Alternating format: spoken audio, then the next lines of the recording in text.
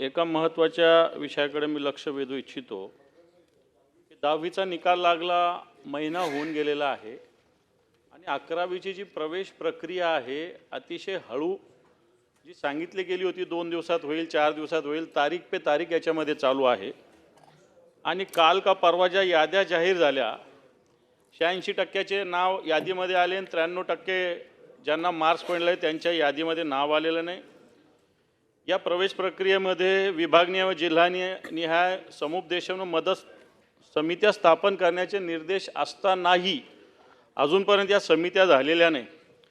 एक केवळ संचालनालयाकडे हे ॲडमिशन प्रोसेस केंद्रित झाल्यामुळं विद्यार्थ्यांच्या आणि विद्यार्थ्यांच्या पालकांच्या मनामध्ये एक भीतीचं वातावरण निर्माण झालेलं आहे आणि खऱ्या अर्थानं हजारो विद्यार्थी याच्यामध्ये असताना कोणत्या तरी खाजगी कंपनीला हे काम दिलं। नवीन कंपनी सभापती महोदय याच्यातले संचालक जे आहे शिक्षण विभागाचे हेही याच्याकडे फार बारकाईनं लक्ष ठेवत नाही आहे। आणि म्हणून सभापती महोदय 11वीची प्रवेश प्रक्रिया त्वरित सुरळीत होण्यासाठी सरकारने याच्यासाठी पावलं उचलण्याची आवश्यकता आहे।